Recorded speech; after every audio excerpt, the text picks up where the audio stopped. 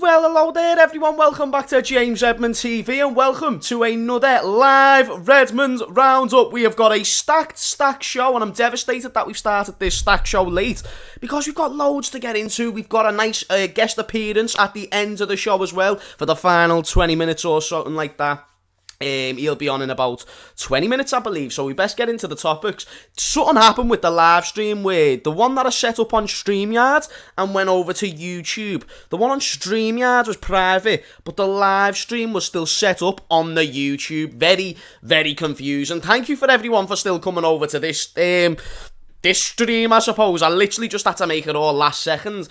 I'm devastated, honestly, absolutely devastating when things go wrong like that, but we've absolutely botched it, and we are live, and we are in charge. Welcome everyone, hope you're all well. Like I said, we've got loads to delve into today. I've got all me banners and stuff ready. I'm trying to make this show look good. Do you get what I'm saying? I'm trying to make it look decent. Like, yeah, we've obviously got the little ticker thing at the bottom. StreamYard's dead easy to use, but I fucked up today. And I've already swore a minute into the stream. Say goodbye to the monetisation, yeah. No, I'm messing with you. I should be alright. They can't understand the Scouse accent sometimes, so we move. But the first thing that I'd like to talk about today is the Jordan Henderson injury news, which is just devastating to hear about. And shout out to everyone in the stream. I will be showing love to the chat throughout the stream, but like I said, we started late, so we've kind of just got to delve right into it. Jordan Henderson and the injury crisis in general. And the title of the video, the first part of the title is Liverpool Injury Crisis Continues, because that's what it is. And it's not, it might not be the worst in the league. Everton have had a few injuries this season. A good few teams have, so we're not the only one going through it, and we should still be winning games of football, essentially. That being said, it's not ideal, and it's not ideal for many reasons, because it was predicted in the summer that this could be a possibility, to rely on a 35-year-old James Milner or 36-year-old James Milner. Either way, you can't rely on someone who's 35 plus to be starting week in, week out, which he doesn't, to be fair. But then you're relying on Oxlade-Chamberlain, Naby Keita, two injury-prone midfielders, Jordan Henderson, who gets his tendencies to get injured as well. He's injured at the friggin' moment. You've also got Thiago, another injury-prone midfielder. Harvey Elliott, 17 years of age at the start of the season, 18 years of age, hasn't even grew fully into his body. Besides Fabinho, all your options are suspect in terms of their injury records. All great players, but very suspect in the injury record. So I don't like the fact that Liverpool have been so naive on this front and not gone out and bought a new midfielder. And then people give me the argument, but James, what happens to the likes of Tyler Morton? They don't get a chance without having too much of a stacked squad. But they do if they're good enough. That's my response.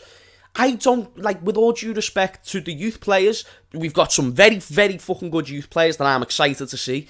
But we can still go ahead and get enough first team replacements and sell the deadwood to accommodate these young players. If the young players are good enough, they will play. It's as simple as... It's why Trent walked right into the first team over a England international in Nathaniel Klein. It's why you see Steven Gerrard over time becoming the captain as young as he did, because he was good enough. I know it's good to give young players chances, but you give them the chances if they deserve it. The Jordan Henderson news, however, I've talked about, our injury crisis, but I haven't said how serious the Henderson news could be.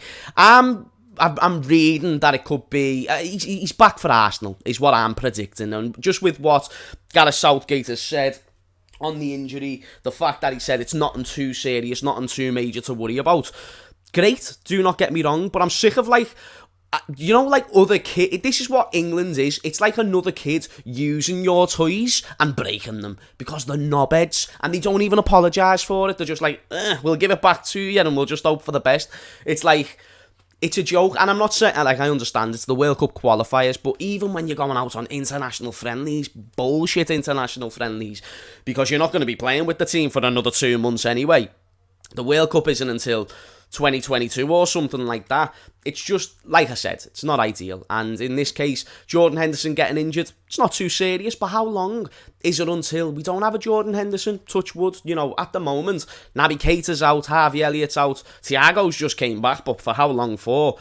It just makes me think, we're in November, And it could get to a point in January, February, where we're looking fucked in the midfield. Just imagine if Fabinho gets injured, seriously injured. Just imagine. Just think about what that would cause to our team, the amount of depth that we'd actually lose in that holding position. Like, I like Jordan Henderson, and I think he can do a job in most roles, but Fabinho is another level. And if you lose him, you're losing the thing that keeps your team together, that gets you the bus driver, that gets you from A to B. It's just proper shit. And I'd love to know your thoughts as well. Am I overreacting? Because I can overly admit I overly react on many occasions. Last season I said we weren't going to get top 4. I feel like rightly so, but we still got top 4. That's why I'm not saying we're out the title race or even close to being out the title race, where some are saying Chelsea are the clear favourites and whatnot. It's because I can't write off this team. I can't write off Jurgen Klopp, even with a depleted squad. But if you give him the best squad, if you give him a squad full of good options who are reliable, then not only are you competing for Premier Leagues, you're competing on all fronts, motherfuckers. You're getting League Cups, FA Cups, and all the other shit. So again, I could be overreacting, but I just think Liverpool not buying one single midfielder in the summer was very stupid and very naive. We have got less viewers on this stream, understandably so, with the fact they had to change, but thank you for the fact we've still got 100 people. Smash the like buttons. The like ratios that we get is amazing, so I love every single one of you for it. But yeah, like I said, not ideal that we had to change the stream. Let me see what yous are saying. Danny, swerve your arse like Party is better than Fabinho. I know you're doing it for jokes, but it genuinely throws me off. And I'm trying to find legit comments. You knobhead. I love you, Danny, but your Arsenal lovers just got to be contained sometimes. Arsenal will smoke Liverpool. Oh, and here's another Arsenal fan. Danny, is that your BTEC account? I'd love to get your thoughts on the midfield situation, people. It's just one of them things. Klopp trying to win an FA Cup or League Cup. Don't joke with me. You say don't joke with me, but he hasn't got the squad depth to compete on all fronts. A lot of the time, Liverpool don't get knocked out in the quarters or the semis. He gets knocked out in the round 4s and round of 16s. Do you get what I'm saying? And that's because he doesn't have squad depth, and you have to rotate. Like, even the Club World Cup situation, when we had to play Aston Villa the same week, or I think it was the space of like, were the games back-to-back days or something like that, when we had to play Aston Villa and then played in the Club World Cup. That was a joke. But if we had Man City's squad, which we don't, and I understand we don't have the funding for Man City's squad, but if we had something similar, you've got 2 first-team squads to be able to compete on them fronts. But like I said, though, I do get why people would maybe suggest why I'm overreacting, and because of the rush of the stream, today is not going well. I am looking a little bit blurry, so I'm hoping that it starts to focus sooner rather than later. So yeah, Henderson injury should not be too serious. He should be available for the Arsenal game, which is boss, because we need Henderson for that game. I'd love to see, I'm going to do a preview during the week, probably the next live Redmond Roundup, but I'd love to see the combination of Fabinho, Thiago and Henderson. I feel like that's the Mane, Salah and Firmino of the midfield, something that I really want to see on a consistent basis, and I think it smokes Arsenal midfield, to be dead honest. I thought that against West Ham. Thiago didn't start, to be fair, but I think if you give them a run of games together, that's perfect. And it'd be perfect for this game, because Henderson, when you let him go forward, he can actually do a lot of great things. Thiago, he'd be pulling strings, and then Fabinho just sits back and does his damn thing and just looks absolutely sexy at what he does. So yeah, man. Shite. The next topic that I want to talk about is Xavi wanting Thiago at Barcelona. This is a rumour that just came out in the week that just kind of blew me head off, because it just makes zero goddamn sense on why it would happen on all parties. One, Barcelona can't spend money. I think the January transfer window, Xavi isn't allowed to spend more than £10 million. Plus they've got De Jong and Pedri and Busquets. So it's not like Thiago would be very needed. I think Thiago is a better player than Pedri at the moment, but he weren't being started for Spain in the Euros, and so why would the logic be applied by Xavi? Maybe Xavi's just a big fan. That could be a possibility for sure. Plus, Liverpool aren't going to sell Thiago this early. It'd be absolutely ludicrous. There's not really a fee being talked about, but if he was to leave, you could maybe expect us to get more than what we paid for him, because we paid 20 million for Thiago, but I think that was because he was in the last year of his contract. You could get 30, 40, 50 million for Thiago, I feel. Not based on what he's done for Liverpool, but just the player he is in general and the profile that he's got. But nothing makes sense about the transfer. It is obviously a bullshit rumour. I'm not saying he'll never go back to Barcelona, but right now or anytime soon makes no goddamn sense. And I feel like I just want to shut down that rumour very, very quick. It'd be interesting, and he'd make them better because he's a winner, and what do they lack? They lack winners. Like, they've even just bought Dani Alves back on €1 a week. Because you legit can't pay someone a contract for free. Like, they've got to have earned something. He's getting €1 a week. €1 transferred into his bank account per week by Barcelona. That is how fucked they are. Do you think Thiago's going to want to join Barcelona when they're in that situation? God knows where they are in the league. God knows when they're going to come back. God knows what they're going to be like under Xavi Hernandez. God knows what he's even like as a manager. Has he ever managed the team? Has he ever managed someone? I don't know. I'd swear he's just retired. And if he was managing someone, it weren't anyone major, because I've heard zero about it. So I'm sure he wouldn't mind a player of Thiago's calibre, for sure. But nothing about this signing makes sense. This rumour. Because it's not going to happen. At least not anytime soon. 50 million Pedri our way. Now listen, this is something I'd be open to. And not because I want to see Thiago do well, but if you offered me Frankie de Jong for Thiago, between me and you, Redmond's Army, I am going to scran your hand off for it, because that would be absolutely sensational. De Jong's already a very similar level, got very good attributes like Thiago, and he's younger. Pedri, 50 million and Pedri, that's just unrealistic. You probably have to pay like 1 billion with the fact he's got a release clause. We'd have to pay, add a 0 onto the 50, and maybe we could get a deal done with them, including Thiago. But also, it leads me to ask the question that I'd like to ask you all, because we're on the topic of Thiago, and I feel like he's had a lot of hate since he's joined the Premier League. Yes or no? Chat, I just want a simple yes or no answer. If you're not watching this live and you're watching this on the timestamps and whatever, is Thiago Alcantara a flop? And if you say yes, please give me a reason. If you give me reasons, I will give you replies to why I think he's not. Because I don't think he's been a flop. Has he been as good as he possibly could be? Nah, not even close. Not even, he's had a very unlucky time at Liverpool. But I think it's too premature to say flop. He might be a flop so far, but I think he's actually had more good games than bad games. He didn't play well against West Ham when he came on. He had a poor start to his Liverpool career, but I thought towards the dead end of last season, thought he was one of our better players. I think in some of the games he's played this season, being a good player. So I wouldn't say he's been a flop. And a lot of people are agreeing with me, which I love to see. Mohammed says no. PK the Gamer says no. Godwin says no. Someone's just asked me how many assists does Thiago have. I'm not too sure, but Thiago's never been a numbers player. He's the one that links the team together. He's the one that pulls the strings. He's the third man to the assist. He's not going to get the direct assist. He's a team player. He's not someone who looks at numbers. And that's not how you should base Thiago off his goals or assists, because he didn't even get many of those at Bayern Munich, in all fairness. But if anyone does disagree with me, I'd love to know. Danny says he's a flop. He plays for Liverpool. Imagine, Danny, if you're gonna give me reasons, give me proper reasons. You like, our club's better than yours. Do you know what I mean? Any more behaviour like this, Danny, you're losing your mob for a day. All right, you're losing your mob privileges, you bastard. No, but injuries are pushing him into that category. That's a good point. That's actually a phenomenal point there from Winners Pool. Kind of like a basic point that should be obvious, but it does make you think, like, he might not be a flop now, but the thing that could cause Thiago to be a flop will not be his ability, because his ability is elite. Like, there's not many midfielders who can pass the ball the way Thiago... There's not many people who can pass the ball the way Thiago does and possesses the quality he does. That being said, if he gets more... Like, look at Naby Keita, we've realised he's got good technical ability. I'm not saying it's as good as Thiago's, but he can score a world-class goal. He's good with the ball at his feet. He can create, but he can't create if he's on the bench or in the hospital or in the basement, as Coppish would say. I'm actually wearing some Coppish merch, so go over to the channel, click the link in their description, and also buy some of their merch.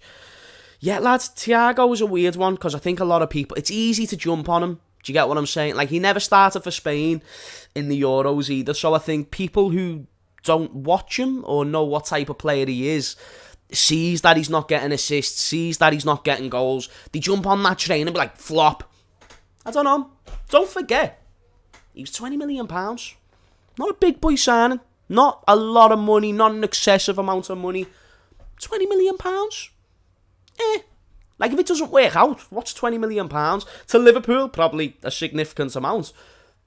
But, you know, I think people are just putting 2 and 2 together and equaling 20. I think you've got to give him more time, actually let him play some football, and then when he does, we'll see. But one last thing before I move on to the next topic, just to kind of play devil's advocate with myself, because there's no one else on this show. I think one thing that's interesting is Harvey Elliott was starting over Thiago at the beginning of the season, which leads me to believe, is Thiago just not one for Klopp? Is Klopp just thinking, right, you're not me starter, but you can be someone who's going to massively help my squad? And is Thiago going to be happy with that? And does that mean, if it continues to be that way when Harvey comes back, that maybe he will look elsewhere, and he could look at a Barcelona or something like that, just for a bit of game time? Who knows? Who fucking knows, mate? Coppis is live, you should jump on there after you finish. Are they live? Yeah, I'll have to message the boys. We haven't done a show for a long, long time. Also, we're getting a special guest on is it 22? I think it's 22. Yep, so in 5 minutes, actually. Yeah, we're getting a guest on. So be sure that you're looking forward to it. He's going to be on in 5 minutes. We've got a new segment that we're going to be adding to the Redmond Roundups, and it's going to be absolutely sensational. So make sure you fasten your seatbelts, you grab your cup of teas, or in my case, an Oasis Summer Fruits, the most go-to drink. Tell me a drink that's better than this. Like, maybe a few fizzy drinks. I'm a proper fizzy drink man. I love Dr. Pepper, absolutely sexy. Who doesn't love a red Fanta? Do you get what I'm saying? But these right here, still not like the greatest for you, but well better than fizzy drinks, and very, very nice. Clear of the orange. Clear. Anyone who gets orange Oasis, dislike the video. Dislike it. Speaking of dislikes, what knobhead decides to click on your stream and dislike the stream before the stream even starts? Who does that? What type of person do you have to be to do such a thing? I had 2 dislikes on my stream earlier without even beginning. Do people hate me that much? Do you motherfuckers hate me that much? You sons of bitches. I didn't appreciate it, honestly. I felt really, really offended. It's like, you hate me that bad. You haven't watched a second of my content and therefore still proceeded to hit the dislike button, you absolute arse motherfucker. Do you reckon it was the Mank fans? Do you reckon they're still aggy over the fact? It must be. It must be. But it doesn't matter though, because the Redmond's army always makes the ratio look gorgeous. The next topic that I want to talk about, before we get the person in the stream, introduce the person, because he should be joining any minute now, I keep knocking my microphone, is Adeyemi to Liverpool Football Club. This is a link that's kind of just been floating about over the summer and until now. He's been linked with Bayern Munich as well. He's also been linked with Dortmund. He's got 22 goals in 22 games this season. I know it's in the league that it's in, and he plays for Salzburg. Is it Salzburg? I think it's the same team that Haaland and Minamino play for. I forgot the name for some bizarre reason. But that's still a great return. A lot of them goals are in the Champions League. Also very, very good. Would I take him at the age of 19? Probably. And he's not going to be too out of range in terms of the price. But do I think it'll happen?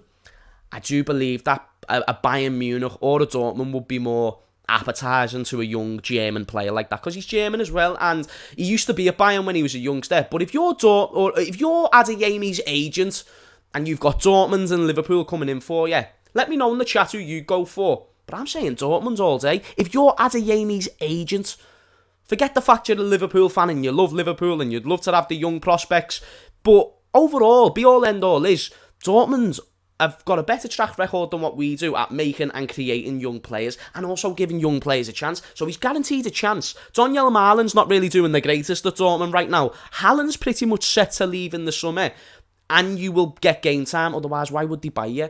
All them things and more, I'd say jump to Dortmund without a doubt, without even hesitation.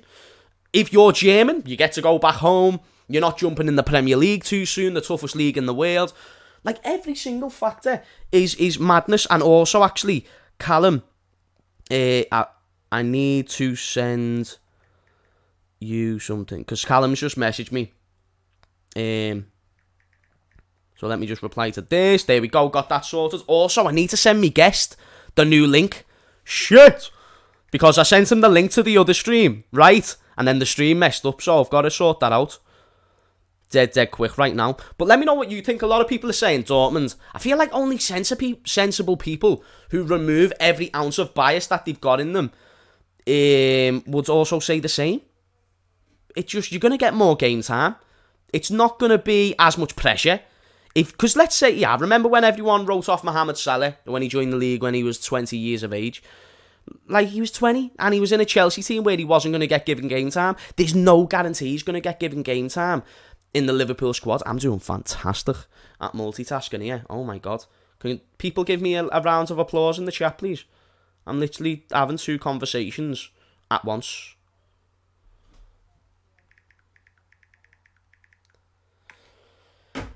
Boom shakalaka. But yeah, I'd love Adeyemi. 19 years of age. Very, very sad. Who the fuck is that guy? In the Conor McGregor voice. You know what I mean? James, have Ole as your manager or get relegated to the National League. We're not doing questions yet, but I'd absolutely rather have Ole as my manager. Because I'm sure FSG would sack him in time before we get to the Championship. Which we will go to the Championship, by the way. Everyone's actually giving me a round of applause. I rate you guys, you know. I actually love you guys. You guys make me feel like a superstar. Like, you make me feel special. And I appreciate it. But yeah, Adeyemi's probably not going to join Liverpool anytime soon. He might do when he's 24. But for now, he's not. My guest still isn't here. He's supposed to be here. But I think he'll be here in a second. I've just sent him the new link. So we'll talk about one more topic. In fact, you know what? Until he gets here, we'll answer a few questions, shall we? We'll answer a few questions.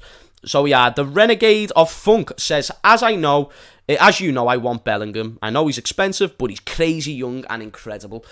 I think the only way we get Bellingham, the Renegade of Funk, is by simply selling a big player and then bringing him in as the replacement asset. Otherwise, I just think he'll be too much. Also, I've read reports that he wants to stay at Dortmund, which would make sense because he is only like 19. It feels like he's older because he's been in the picture for so long. This season, he stepped up to a whole nother level as well. But yeah, it's one of those. Anyway, there's a new segment I want to do on the show. And now, the special guest that I've been telling you all about is here. I'm going to bring him on in a second. I'm going to give him the proper intro that he deserves. Just a little clue. Just a clue. Anyway, the new segment that I want to do on the show is called Who is the Realist Fan? Who's the realist fan that we can get? And over the weeks of the Redmond Roundup, the 2 shows a week that we're going to be doing, we're going to get different fans of different teams. The fan today is a Liverpool fan, but over the weeks we'll get different Arsenal fans, Chelsea fans. We're going to ask them 12 questions about their football club. Whoever gets the most questions by the end of this mini tournament, let's say, will be the realist fan.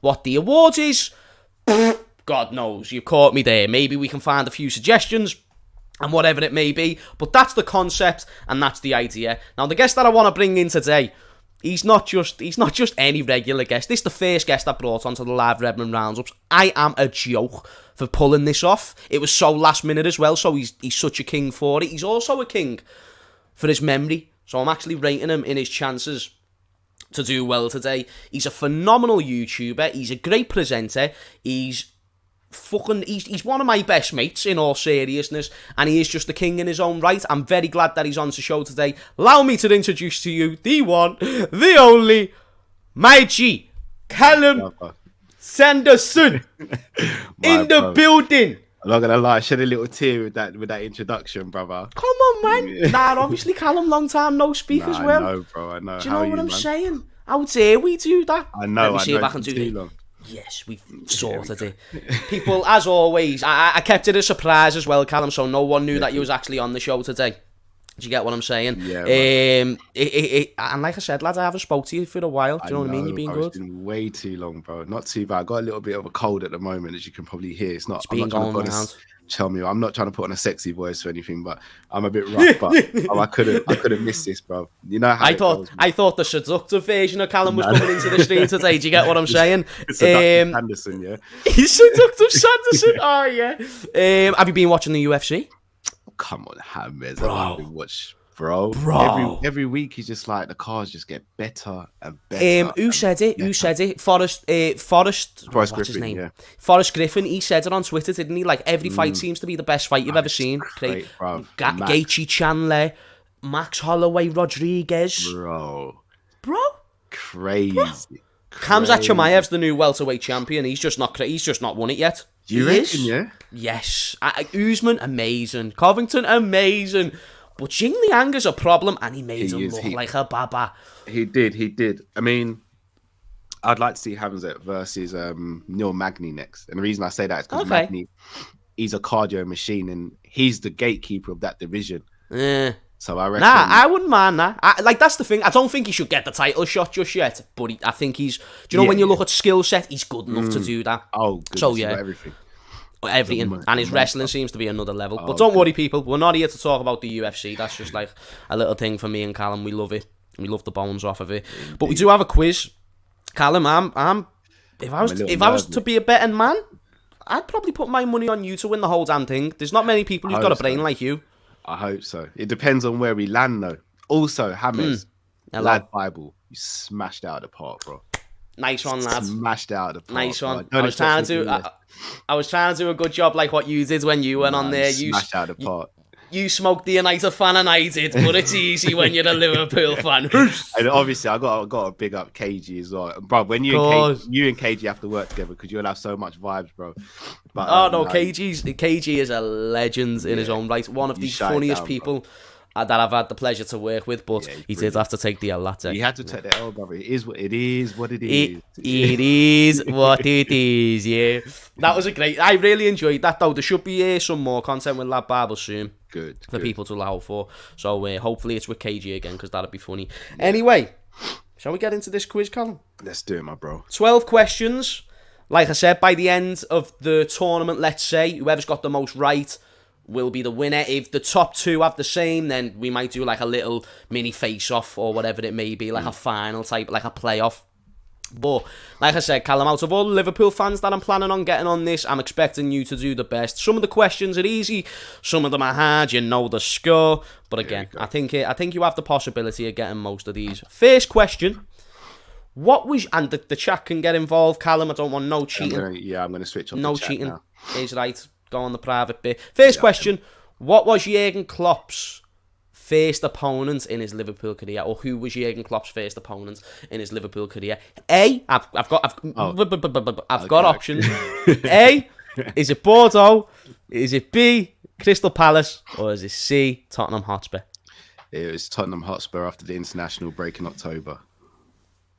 1-0. Like I said, some of these are easy and we kind of build our way into it. Number 2, what was the score in that game? It was 0-0. 0-0. It was 0-0 indeed. 2 out of 2 for Callum. Fucking phenomenal start. Things that you love to see. Third question. How many goals does Steven Gerrard have for Liverpool in all competitions? Is it A, 110? Is it B, 147? Or is it C, 186? 186. You're damn right. I knew you were going to go with the highest number, but like I said, we're building in to the harder questions. Don't have a go at me, people. These are going to be the level of questions for everyone. It'll start off easy. Got to give everyone a chance, and then we really test the knowledge as it goes in.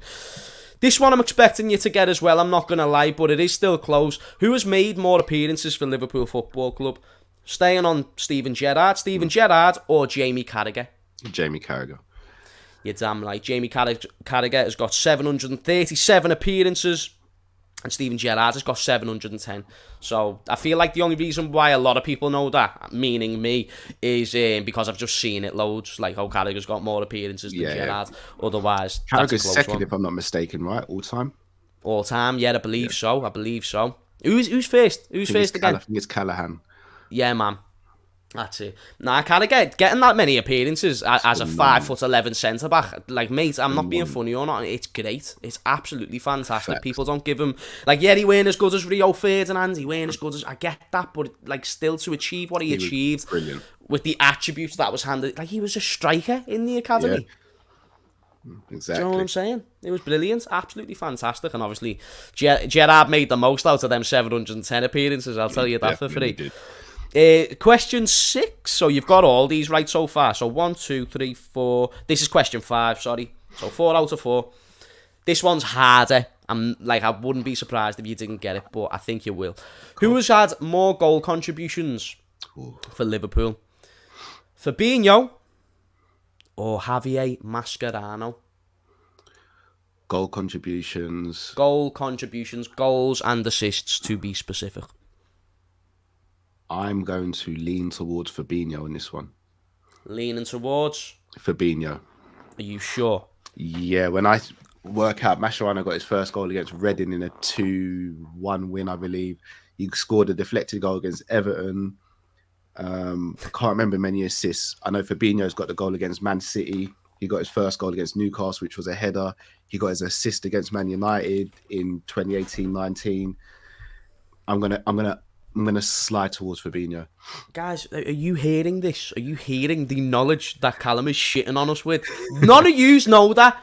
Redmond's Army, I rate you so much, I love every single one of yous from the bottom of my heart. No one knows that. Mascherano, first goal against Reading, you don't know that. You do not know that, I don't care. You're just guessing. Everyone in the chat, you're all just guessing. The answer is correct, though. It is Fabinho. Yeah. I feel like that was the obvious answer, but it's much closer than what you think. Is Fabinho, it 4 and 3 or something like that? 4 goals and 7 assists for Fabinho, so he's got 11 goal contributions. Mascherano's got 2 goals and 7 assists, so 9 goal contributions. 7 assists. That is better than I thought he did. 9 goal contributions, so I thought probably between the 2 greatest CDMs that have played for this club in the Premier League either. 100%. That's sound, you know what I mean? I didn't realise it. I thought Fabinho was the more offensive, creative player, and I think there's only 6 games between them. Mascherano played 139, and I think Fabinho's on 133. Yeah, I was going to say, a lot of people probably think Mascherano played for the club was there for a longer time. It wasn't. See, any other Liverpool fan, that throws them off, but with you do the mental maths correct. Yeah, do you know what I'm saying? That one. Yeah. 5 out of 5. Phenomenal start. So far. You know what I'm saying? This is good. Callum, I'm proud of you, man. Don't give yourself a pat on the back. The game's not over, but we need to win. I need to win. If this is the Squid Game, you're looking at the big ball and you're seeing the money going in as other people fuck off. People will be finished at this point. Number 6. How much did Liverpool sign Raheem Sterling for? I think you'll get this one. Is it A, $500,000? Is it B, 1.5 million? Or is it C, 4 million? I'm trying to think. How much? I feel like this is a little bit of a trick one because I know there was quite a lot that went. I'm going to have to guess this one. If you want the answers or the options again, just shout me. Was it 500, 1.5 and 4? $500,000, 1.5 and 4 mil. I'm going to go 500k. 500k, final answer? Yes. You, my friend, just got that one right. And most people in the chat have got it wrong as well. So even if you did try and cheat, which I know you're not, if there's anyone who's not going to do it. But everyone's saying 1.5, 4 million. And I thought that's what people were going to go with. I think people forget we didn't buy him as a first team player.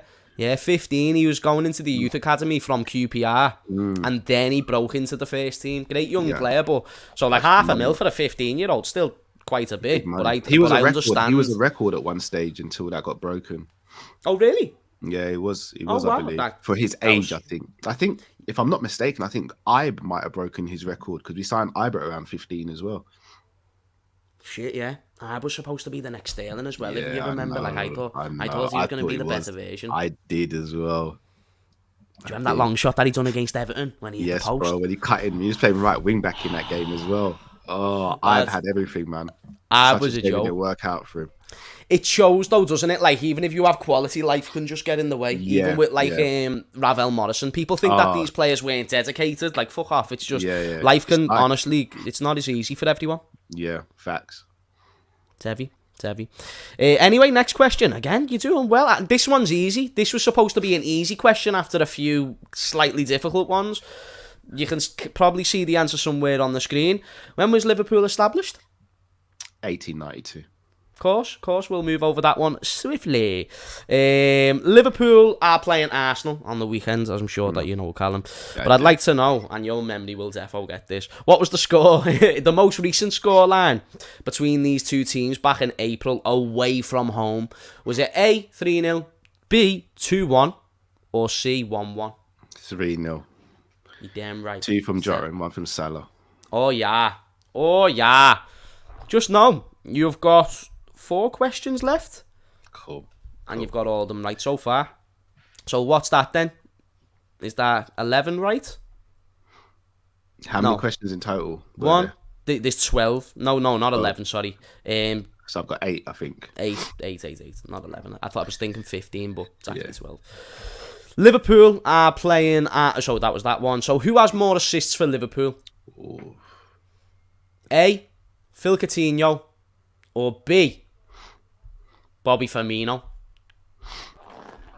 Oh, this is a tough one. I'm going to have to guess this one. Bobby's been there since, 15, 16, and we're in 2021. Coutinho was here from 2012 to... And remember, Coutinho was the vocal point in our team at the time. He was from 2013 to 2018, so both been there just over 5 years. Coutinho did have to feed players like Lambert, Barini, and Balotelli at one stage, though. Good logic. I'm actually going to go with... I'm going to go Bobby Just. Just? This one's got me tearing my hair out. This one's a complete guess, yeah. I'm going to go with Bobby on this one. Okay. Even though he's the assist before the assist, isn't he? A lot of the time. Is that your final answer? No, hold on. Is this all competitions or just Prem? All competitions. All competitions. All competitions. I'm going to go Bobby then. Defo. Yeah. Cool. Phil Coutinho has 43 assists. Bobby Firmino has 64. Yeah. So you're right. It's all competitions because he's played more European games since he's been at Liverpool than Coutinho did. Of course, yeah. A lot of people have said Bobby in the chat as well. He does have the longevity over Coutinho. He's played in a better team, like he can offer better. So the service that he provides, it's more likely to be put away than, as you said, than what Coutinho had as well. So it was kind of a hard one because Coutinho at that time is like what Bruno Fernandes is for Manchester United. Facts. Just he will give you all the goals and all the assists. He's the one who's going to drag you out of games. That's why that is a trick question and why I think some people would say Phil Coutinho. But no, that's another question right for you, lad. 100% record so far. The next one is more of an old school question, so this is testing your history. How many first division league titles, league titles, did Bill Shankly win for Liverpool Football Club? Was it A, 5, was it B, 3, or was it C, 2? So I know his first one was he got promoted from the second division, if I'm not mistaken. So remember the question, first division only. If I said just league titles, then I'd add one more. But thing is with Shankly, I don't think he was here and quote unquote as successful as people think. He was just a foundation. No, I say just. He was a foundation layer for Paisley. I'm going to go 3 James. 3 is your answer? It might be 2. It's either 2 or 3, but I'm going to go. I'm going to go 3. 3 is your answer. Again, this is a guess. Yeah. 3 is your answer, and 3 is the correct answer. How do you keep doing this, man? Because I just, to be honest, I actually watched the thing on Shankly and Paisley the other day. Because even with Paisley, when he took over, Shankly was still going to the training ground, etc. And he asked Shankly respectfully, like, "Can you stop? Because I need to put my imprint on the team." And the players were still like obviously showing Shankly so much respect that Paisley thought he was going to lose respect to the players. So Paisley won 20 trophies in 9 Paisley's years. the best manager or the most successful manager probably that this country's ever seen. It's just it's not in the Premier League either, and that's one thing that I think people forget is that because it's not in the Premier League either, for some reason we need to remove him out the equation of the greatest manager of all time. Well, like I respect Sir Alex Ferguson. Sir Alex Ferguson, 13 league titles, unprecedented, speaks for itself. Really, really does. But when you compare, I think it's 17 trophies in 19 years to 20 trophies in 9. Like, I don't care about times. Football's football, and you're all dealing with the same circumstances. Put some respect on Bob Paisley's name. And Bob Paisley was there when Bill Shankly was there. Bill Shankly was more the motivator. Bob Paisley was the tactician. And that combination was perfect. And then when Bob Paisley took over, you saw seamless. Who's one of the greatest minds of the game to ever grace it. So, I wanted to touch on that because I love talking about Liverpool's history, Callum. As a young Liverpool fan, it's like, you want to learn. If you want to learn about it, it's very interesting, and it's good to know why, especially when we were as shit as we was when I was growing up. It's nice to know that when we were good at one stage, why were we so good, and why we talked about as one of the biggest teams. At the moment, bro. Oh yeah, let's have a gander. Just to show you guys that my memory is good, but also look. Instead of reading bedtime stories to the little one, this is what I read to. Callum, I saw it on your Instagram as well. Obviously, the videos of Stevie playing footy and also singing the song. Dad, Uncle Hammers has never been so proud of his nephew. Absolutely fantastic. You're teaching him young, lad, and it's what you love to see. It's beautiful, bro. Like, he's the youngest in the football group, so he's 2.5, and like their range is from 3 to 5. But because the coach said he's pretty good for his age, they let him go. But shall I tell you what fills me the most joy? Yeah, that's what it is. You can see it in his face. He loves it. Yeah, that's what fills me with the most joy. Nah, that's boss, lad. Made up for you. Thank you. So 10 out of 10. You're not making this exciting. Do you know what I mean? Like, the next person who comes on is likely not going to get 10 out of 10. That's the plan, bro. I want to win this outright. So you've ruined the dynamic of the show. It was supposed to be exciting. I should have got you on last. That's what I should. I wanted to start off with a bang. This is too much of a bang. It only goes downhill from here. I did guess the last one, so that could have gone either way, to be honest. You're the Man City of this tournament. It's like everyone else is competing for second. Do you get what I mean? 10 out of 10, and you've got 2 more questions left, however, so It's still not impossible for you to get them right. If you get these right, then you're guaranteed a playoff final. Yeah. How many and then I'd have to have your service back on the channel, if that's okay. How many FA Cups have Liverpool won in their history? Is it A, 7? Is it B, 9? Or is it C, 12? 7. You're damn right, it's 7. It's one of the lowest ones. It's one of the lowest ones. This is why I'm so adamant I want Klopp to win it. And Henderson as well. Henderson hasn't lifted that trophy as a captain, so I want him to lift.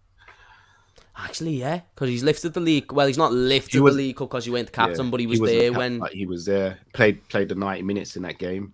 Well, 120 minutes against Cardiff, and he's obviously won the others apart from Europa as well. But I don't care about Europa because I don't want him in it, to be honest. Like, 100%. Like, if you've lifted the Champions League, you don't need to lift the Europa League. Like, this just be dead real. It would have been ideal if Klopp won the Europa League because I'm expecting for him to never be back in that competition. So. It's one of those things. Also, in that final, Gerrard missed the penalty and his cousin missed the penalty. Yes, in the penalty shootout. How mad's that? That was crazy. Anthony Gerrard missed the penalty that lost him the trophy, isn't it? Yeah, it was so heavy. Right, and then here's the last question. Very close. So I feel like unless you've done research on this before, which is very possible, then it's a guess for you. Because it's so, like, when I say razor thin, I mean, like, it's razor thin. Cool. So who has scored more goals for Liverpool in all competitions? A, Fernando Torres, you know what's coming. Or B, Luis Suarez. All right, so Suarez signed in summer of 2012, if I'm not mistaken. Didn't play Champions League football or Europa League that season. If I'm not mistaken, he got about 7 or 8 goals between that period and the end of the season. Then he signed 11-12 season. Then 12-13, he got banned at the end of that season for the bite on Ivanovic, and he was playing Europa. He got a few in the Europa. And then after that, 13-14 is when he went on a tear, and I think he got 31 in the league or something like that. So if my recollection is correct, Suarez got about between 70 and 80 goals for us. Torres was the fastest to 50 before Sturridge for us, and he scored his 50th against Aston Villa 09-010 season, but that was in the Prem, so that's not all competitions. But he signed in 07-08. We played Champions League that season. He got a few in the Champions League, got a couple in the FA Cup that season. 08-09, he only got 14 in the league because he was injured quite a lot. Didn't get loads in the Champions League. And then 9-10, he got quite injured as well. All right, this is going to have to be a little bit of guesswork. It's a guess if you haven't researched it before. Do you want me to before you say your answer, do you want me to tell you how much there is in it? Like, in between, they got one. So Torres was here, he left in 2010, didn't he? So he was here from 2000. When he had the short hair.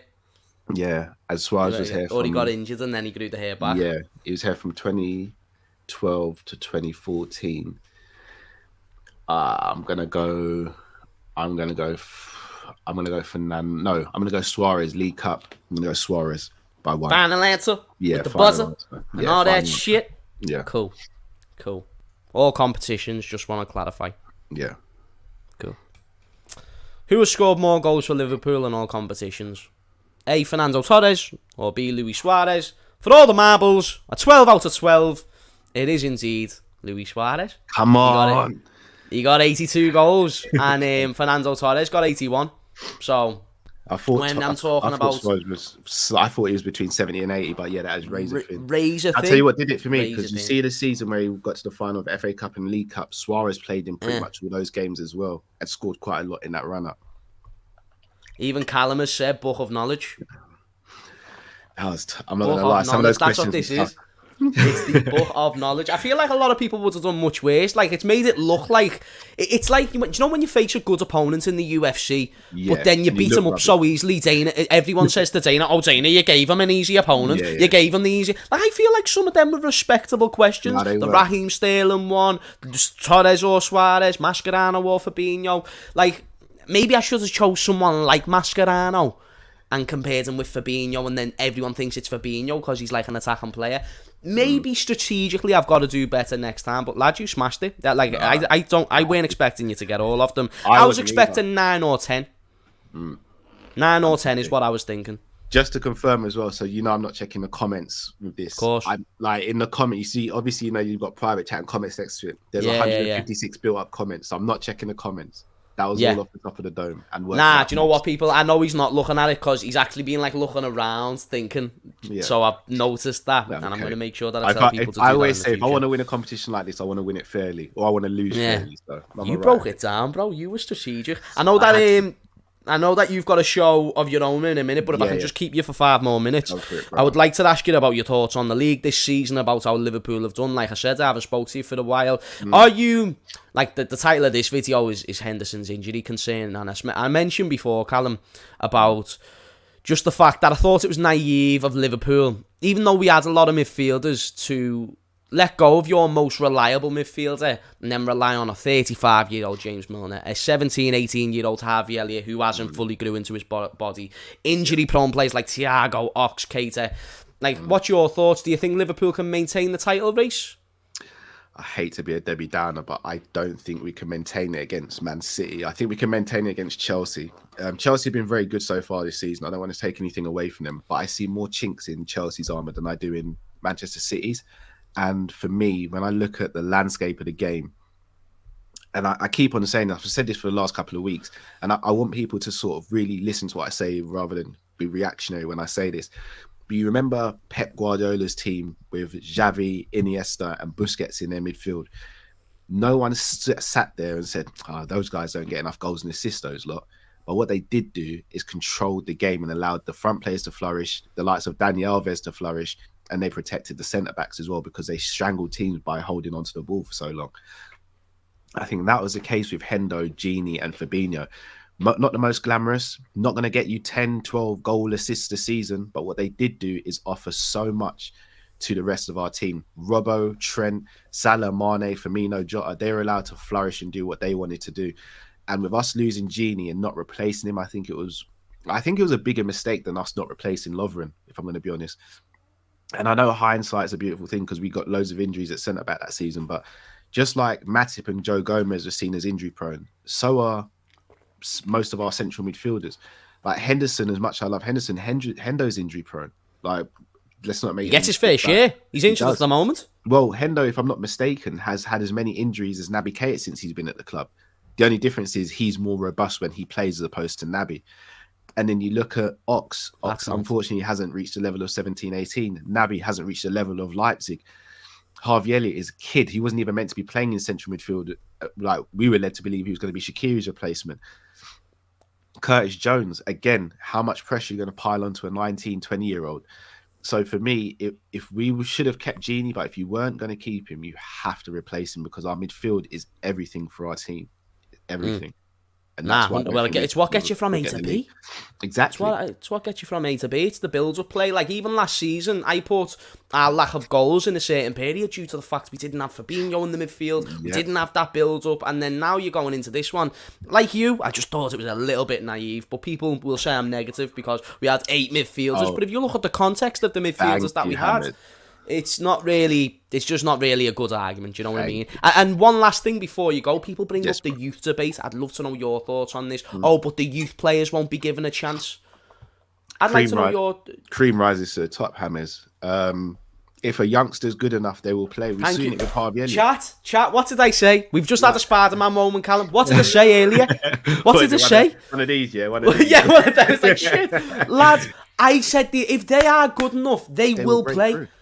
They don't deserve to play just because they're 17 or they're 18. They deserve to play. Here's a perfect situation for this debate, and this is what I'm going to start using for people who bring up that argument. Phil Foden at Manchester City. David Silva, Bernardo Silva, Gundogan, Sergio Aguero, all these players, Raheem Sterling, Mahrez, Gabriel Jesus, Ferran Torres, Fernandinho, Grealish, De Bruyne. One of the first names on the team sheet is Phil Foden, because he's shown that no matter who else they bring in, he's still good enough to compete and be one of their better players. So if a player's good enough, and this is where the new training complex comes in as well, because Klopp's station is right in the middle of the training complex, so he gets to overlook the youth and the senior players. If a youth player is good enough, you should still be able to buy another top player, and that player will still get chances. Like, in an ideal season, we play over 60 games a season. There'll be enough chances to go around. And I think we have to get away from this mindset that if you sign a top quality player, it affects the team negatively. Like, how can it? The more quality players you have, surely the better. Sure. I mean, like, let's say, for example, we went and got Haaland in the summer. People would be like, what about Leighton Stewart or Cannoneer? Well, they're going to be learning of Haaland. So I fancy my chances. I fancy my chances with that, rather than them learning off someone who's not as good. I couldn't agree more, Callum. Listen, we always tend to agree a lot on similar things. Even without talking for a long time, we said the exact... I was speaking about it at the top of the show, and that's exactly what I said. I said, if they're good enough, they'll get the chance. Couldn't agree more, Callum. Callum, thank you so much for coming on the channel, brother. Absolutely. You're the first guest that I've got on to this show specifically. I'd love to get you on again. It's likely with the fact that you've got 12, and say if someone else gets 12, then you might need to come back. But I honestly don't see anyone else getting that number. You go and do your thing, lad. Thank you once more, people. Go subscribe to Coppish. Go and get the merch in the comment in the description and all that. You know the score, lads. And you have a good one, brother. Good speaking to you. You too, my brother. Bless up to everyone in the chat. Support James, please. People, smash the like button. Make sure you do it. Hammers, love you, bro. Callum, love. See you later, brother. What a lovely way to not end the show, because we've still got a little bit more time, probably like 20 minutes or so, you know what I'm saying? We've even got another little debate or two, but in the meantime, I'd love to answer a few questions, and that was a great performance from Callum, by the way. I'd love a little round of applause for him in the chat. No one's getting 12. I'll get you an intel of some of the guests that I'd like to get on for that segment, so Expressions would be great. He's very busy at the moment, but this segment will go on for a good few weeks, so I'm going to look to get him on. Troops, I think I'm going to try and get Troops on this week, but again, he's also very busy, but not for the segment, more so for an Arsenal preview. But one day, be great to get him on for the segment. People like that, and whoever the fuck you want to see. If you want to see someone else, then go for it. I'm probably going to get the other lads from Coppish, Matt, Drift, a few Liverpool fans, few Man United fans, few Arsenal fans. We'll do about 20 people and see who gets the most of it. But Callum goes all the way to the tippity top, and it's things that you love to see. So that's the concept going forward. Who is the realist football fan? Let's see who wins. Good start from Callum with 12 out of 12. Anyway, Ryan Turner asks, here's one for you lads. Growing up, who was your favourite player to watch? Doesn't have to be a Liverpool player compared to your favourite player now. Again, doesn't have to be Liverpool. Compared to my favourite player now. So growing up, I'd say my favourite player to watch. What? That's a great question. In any team, I loved Steven Gerrard just because he'd wow me week in, week out. But you'll get the idea of what I enjoyed as a kid, because I think kids have preferences. Some kids like the skillful players, some kids like the pacing in behind. Like, I love Fernando Torres for that reason. But the one that will blow my mind is the explosive shots. The Steven Gerrards, the Wayne Rooneys. And I hate to admit it because he played for Manchester United. But Wayne Rooney, the goals that he would score, the overhead kicks, all the way to the friggin' the outside of the shot, like the outside of the box shots, and the pace he would put on the ball. For me, it'd probably have to be Wayne Rooney. Not because I'm trying to please Manchester United fans, fuck that. I'm just saying, as an individual, even what he was doing at Everton and whatnot, he was a joke, like an actual joke. And it's what captured my eye as a kid. I'm not saying he was the best player growing up, but you said, who did I enjoy watching the most? Rooney was definitely in that category. He could pass the ball like nobody else. He could finish. He could track back. All these things. He was quick. Could head to the ball like a motherfucker. He was a joke. Compared to now, I feel like I have a bit of a different perspective on football now. I loved Phil Coutinho in his prime at Liverpool. The way he played. But if I had to say someone, Messi. He's the one who I enjoy the most watching.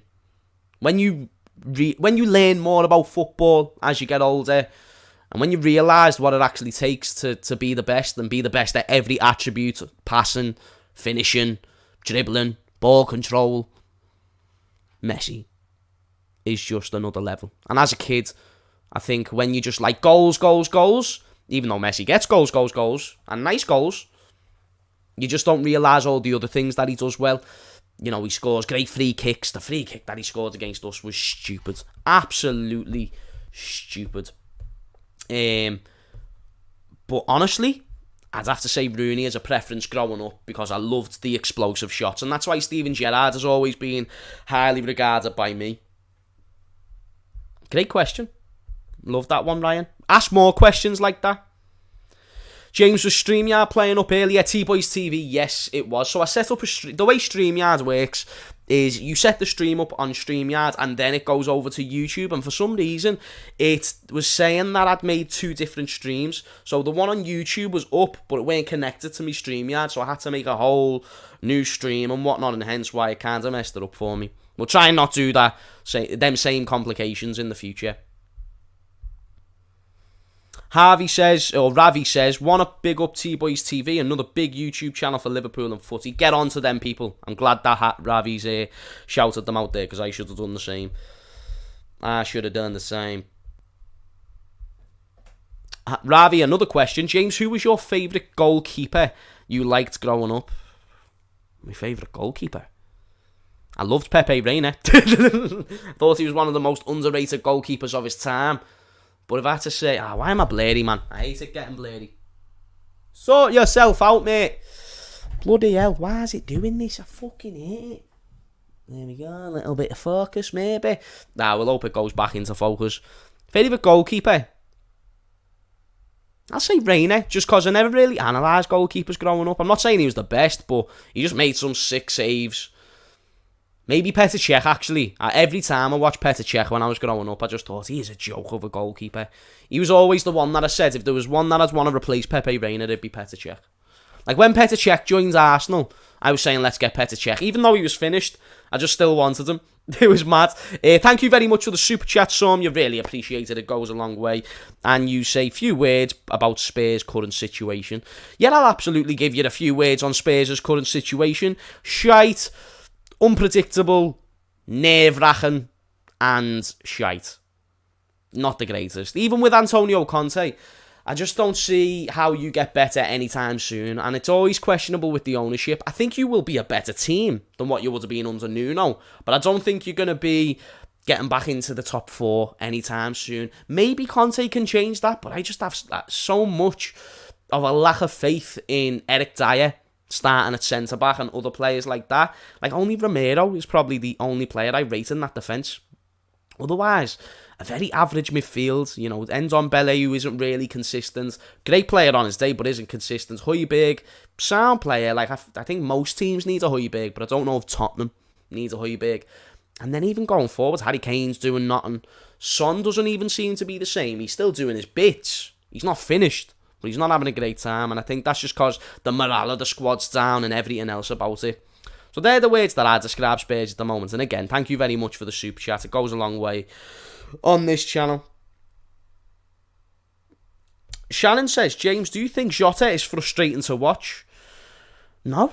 And maybe sometimes with some things that he tries to do, he's obviously not the perfect player, but in all, I don't mind watching Thiago Jota. I think he is just more of a finisher, which is something that I didn't associate him with when he first joined the club.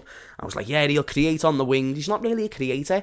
He's a goal poacher. He likes to get the headers, likes to get the close range shots. You're not going to see him put in a 40-yard screamer. So I don't hate watching him, but I actually don't. He weren't the player that I thought he was going to be. But when he does what he does well, which is his finishing, then yeah, I love watching Thiago Jota play. But when he runs into players, I do get what you mean. He does. He can be a bit frustrating at times. When are England playing as well? Aren't they playing at 8 o'clock or something like that? That should be a good game. Ryan Turner says, Gerrard was my favourite player from Liverpool growing up, but overall, it had to be Ronaldinho. Just watching him in his football, watching the skills and how he'd score, just incredible. Ryan Turner, you're not going to hear any objections from me. Thing I liked about Ronaldinho, and the way that he approached life, and the way I want to approach life, is I want to do any profession that I do well, whether it's YouTube, whether I was a friggin' UFC fighter, whatever I'm doing, I'd love to do it well. Like when I was a kid, I wanted to be a wrestler or a UFC fighter or a footballer, these type of things. If I was to do any of them, I'd want to do it great, but I'd also still want to have a fun life, go out and still do that. Ronaldinho had the best of both worlds. That's why he won't be put in the Ronaldo conversation, Messi conversation, because he didn't have the dedication or the commitment that they did, but he used football for what you should use football for. Enjoy it. Shouldn't feel like a job. And sometimes when you expect yourself to be the best constantly, that's what it feels like. It feels like a job. Esther, do you have a favourite formation like 4-4-2 or 4-4? Nah, not really, Esther.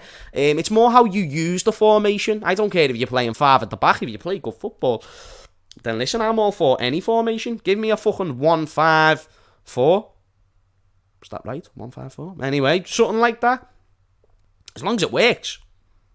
I don't care what the formation is. James, one player from a rival team that you wish you had.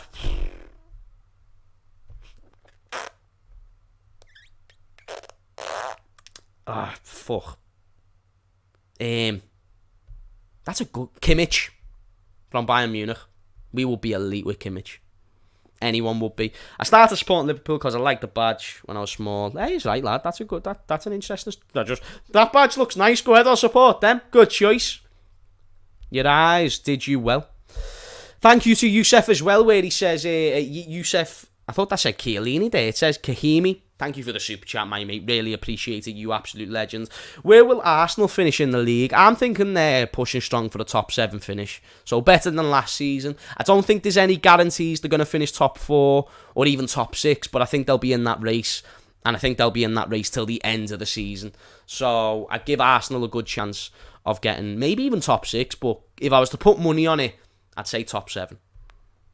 I don't think they'll get top 4. Don't think they've got the manager or the quality to get top 4 yet. And anyone who thinks on paper that Arsenal have the quality to get top 4, I think that's just a little bit, you know what I'm saying?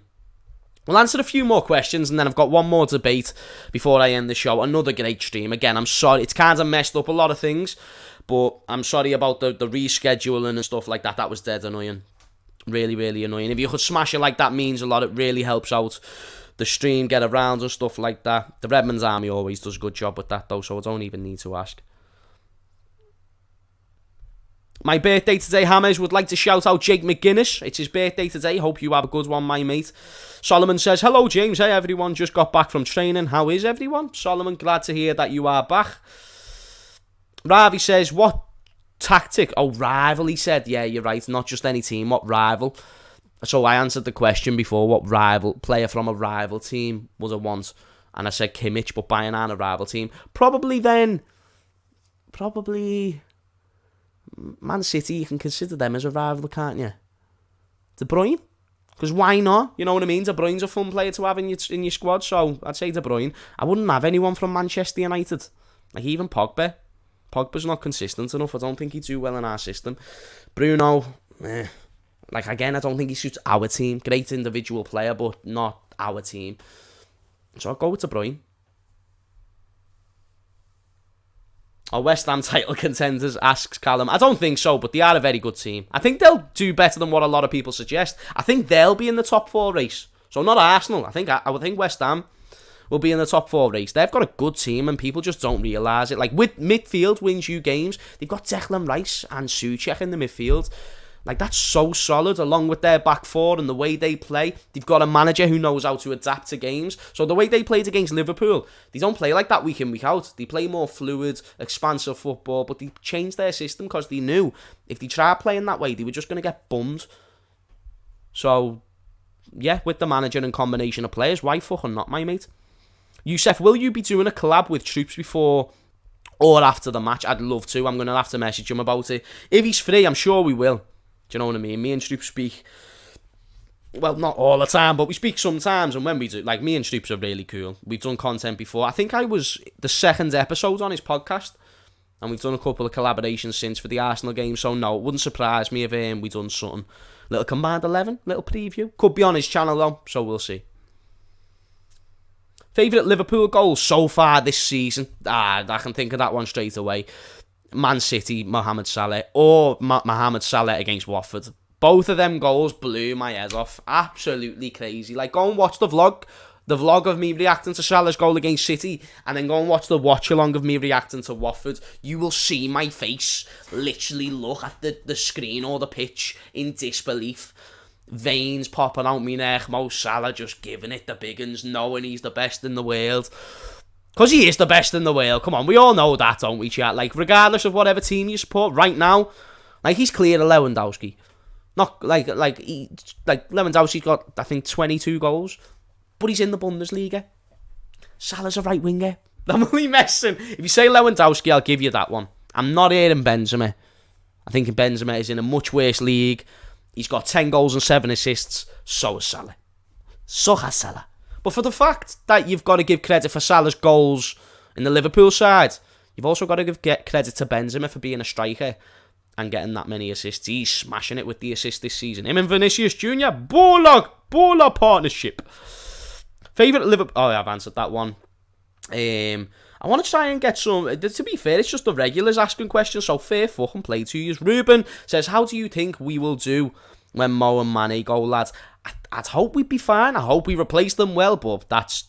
Too many things can happen to give, like, a real answer there. Do you get what I'm saying? If they left right now, we'd be fucked. We'd be absolute... Because we'd be relying on Minamino and Divock Origi. So let's hope it doesn't happen anytime soon, especially Salah, with all due respect to Mane. If Zidane came to United, I'm glad someone's asked me a question on Zidane to United. Is he the man? And if he came, are you worried? So Zidane to United, there's been reports over the past few days that he could be going to Manchester United and that they're getting stronger. If he goes, that's such a great fit because he's going to make you play great football. He's a proven winner and he knows how to work with the likes of Cristiano Ronaldo. He's literally won, 2-3 Champions Leagues with him. He's also, like Bruno Fernandes, he would thrive under a manager like Zinedine Zidane. Not to mention, he's one of the greatest midfielders of all time. Bruno Fernandes would improve massively. Pogba, the quality that Pogba possesses, I think the football that United would be playing, to work underneath the French Zidane, the legends, like Pogba would love that. So I just think it benefits everyone. I think Martial would get more games, which would improve him. I'd like to see Greenwood down the middle more. I mean, just all these things. I think Zidane would make better tactical decisions. He'd play people in the right place. He'd know how to use the Sanchos and stuff like that. He'd know how to set up the team defensively. So when you ask me the question, Solomon, is he the man for United? Yes. And then when you follow up, does that worry me? Of course, because yous have got the backing. I know your owners are shit. Like, they employ the worst people in the sports director places like Ed Woodward. That's like the difference between And a bad board and a really bad board, like FSG, at least they've gave us a good sports director in Michael Edwards, whereas Manchester United, you have never gave your manager the control to buy signings, and that's always backfired. How many big players have United signed, and it's fucked up? It's because the manager isn't making those signings. You're not making the Di Marias, the Depay's, the fucking Falcao's. It's the board thinking that that's what's best. Like, even Sancho, Van der Beek, there's no plan with those signings. You just bought them because you were linked with them and you needed someone in them positions. Otherwise, fucking hell, Man United have got me doing the jazz hands now. But it's true, though. So, yeah, I would be worried about Manchester United if they were to actually go ahead and get Zidane. But I still think it's unlikely. Ravi says, James, thoughts on Robbo's form this season? It's been below par. And even at stages last season, it was below par. But I still think people are overreacting about how good or bad it's actually been. Therefore, I think people need to get off his back. But I would like to see Tsimikas more. May I remind you, Tsimikas has got 6 games, 6 wins, and 6 clean sheets over the course of this season. Like, he's just had a game for Greece where he created 7 big chances for his team. In terms of creativity, like against West Ham, Tsimikas would have been perfect. And this is the only thing I'll probably say about Klopp. Don't start Robbo every week because he's Andrew Robertson. Start Robbo for the games he'd be best suited to. The teams, like Man United, for example, who are going to go ahead and high press us and try and beat us on the press, not going to happen. So when you need energy and you need legs and you need people to get from one end of the pitch to the other and put in a cross, Robbo's your man. But when you're retaining most of the possession, which we do in most games, but I mean, when you're playing against a team with a low block and you've got a lot of possession, you bring on Tsimikas for the creativity, the more efficient delivery, let's say, and he's better on the ball than Robbo, I think. I think Robbo could be better defensively, but we don't really know. Tsimikas hasn't done anything wrong on his hand side, at least not from what I've seen. So I'm not saying Robbo needs to be dropped, but competition is in the squad for a reason. Even the best of players can go through a rough patch.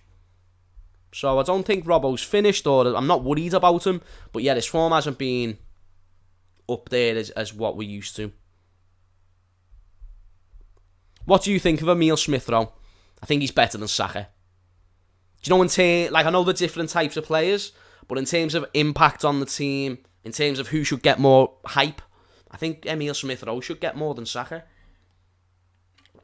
He gets more goal contributions, even when you're watching him play. The only thing Saka has over Emile Smith-Rowe is really defensive contribution. Otherwise, mate, like, what does Saka do on the attack that Emile Smith-Rowe can't? I don't really think there's much. I rate him very highly, I always have. The Croydon De Bruyne. Alfred says, where do you think Liverpool will finish in the Prem? Inside the top 3. I don't know exactly where, but somewhere in the top 3. I need more games to give us like a proper answer. Anyway, we'll leave the questions there and we'll save them for Thursdays or Friday's show, because that's when the next live Redmond Roundup will be. I'll keep you posted on that one. Before I finish, an absolute donut has came out in the media and spoke nonsense. Like, I mean big nonsense on who he thinks his top 5 managers is in the league. So the bozo that I'm talking about is Neil Warnock. Someone who I've never really liked. I just don't really like him as a person. I think he tries to be funny sometimes and it just fails miserably. Just like I said, a big donut. He came out this week and said his top 5 managers. Now, the managers he's chosen in the top 5 is not too bad, but the order, and more specifically, the time you're going to have to wait to hear one name specifically, is crazy to me. We'll get into the list, and because he was asked his top 5 managers, and who cares what Neil Warnock thinks, but I think it's just a good debate to have in general. So, top 5 managers for Neil Warnock. Number 1, Arsene Wenger. Arsene Wenger, are you taking the piss? Number 1, Arsene Wenger. Like, listen, great manager, and easily top 2. But this is one of those conversations where second doesn't come close to first. And the fact that you've put Arsene Wenger number 1 over this other person is beyond me. Anyway, not even the worst part of the list. Even though that's bad, that's not the worst part of the list. Arsene Wenger's easily top 2 as well, by the way. That's just made it sound like I've disrespected Arsene Wenger. But to say he's the best Premier League manager, Number 2, Pep Guardiola. Pep Guardiola, are you taking the piss as number 2? Number 3. Let's not even talk about number 2. Number 3. Jurgen Klopp. Jurgen Klopp. Like, listen, I love Jurgen. My G, greatest manager in my lifetime by far. But to go 1, 2, 3 as Arsene Wenger, Pep Guardiola, and then Jurgen Klopp as the greatest ever Premier League managers baffles my fucking brain cells. Very few brain cells, but my brain cells nonetheless. That's insane. And then number 4, you finally get to enter the conversation, Sir Alex Ferguson. How does anyone, even someone as dumb and as clearly not thinking as Neil Warnock, putting Sir Alex Ferguson fourth? He is a manager. Neil Warnock's a manager. Not a good one, but still a manager. I'm sure he'd have more sense than to put Sir Alex number 4. And then number 5 was like fucking Jose Mourinho or something like that. In my opinion, I think Jose could have a shout over Klopp. He could. I understand the argument Klopp has had less money and stuff like that. And that's a very fair debate. Like, putting Klopp as number 3, I don't hate that. Like, if you want to put Klopp above Pep, fine. If you want to put Klopp above Mourinho, fine. But you can't put Arsene Wenger above Sir Alex. You can't put Jose Mourinho above Sir Alex. You can't put Klopp above Sir Alex. And you can't put friggin' Pep or whoever else was in that list. All that to me is just stupid and just trying to get clicks. And simply just not giving your honest answer. If you do the real top 5, I'll give you the real top 5. Because all I do is speak absolute stone. I'll give you the real top 5 managers all time in the Premier League. What I think the general consensus would be. I think you could give or take a position or two, but this is what the general consensus. Number 1, Sir Alex. Number 2, Arsene Wenger. Number 3, I think it's only fair, based on trophies and stuff, to give it to Jose Mourinho. I'm happy to put Klopp above Pep Guardiola, but I think most people will put Pep above Klopp because he's just won the amount of Premier Leagues and in the dominating fashion. Like, we've won the league clearly by a landslide once. Pep's won it clearly by a landslide 3 times. So 100 points was the first time. 98 points when we got 97 was the second, and then last season. All that and more says to me that I think Pep might deserve the edge over Jurgen. That's my top 5. But Pep never does with a team or the budget of what Klopp has been given. But that's not the argument. The argument is who's the greatest manager. And they're the ones who have won the most trophies. You could even debate Pep above Jose Mourinho. But I think Jose Mourinho in his prime, you know, the amount of goals that Chelsea just didn't concede, it was just stupid, lad. They were a very dominating team in their own right. So therefore, that's why I go with that top 5. Anyway, people, get your top 5s in the comments down below and stuff like that. We've had a good hour and 17 minutes there. I'm going to be going live, massive hiccup, on Anfield Agenda in an hour or so like an hour and 10 minutes. So be sure you tune in for that. It's going to be a good one. Another great Redmond Roundup. The next episode will be on Thursday or Friday. I'll keep you posted. Keep an eye on the community tab. I love every single one of you from the bottom of my heart. Thank you for all the super chats. Thank you for all the support. All the members who support the channel as well. User goats, mods, goats, new viewers. You are a goat as well. Welcome to the Redmond Army. If you want to join, just subscribe and like the video, but only if you enjoyed. Love to every single one of you. Sorry for the little mishap at the start of the stream. I have been your boy James Redmond. This has been the show, the Redmond Roundup, and I will see you all in a bizzle.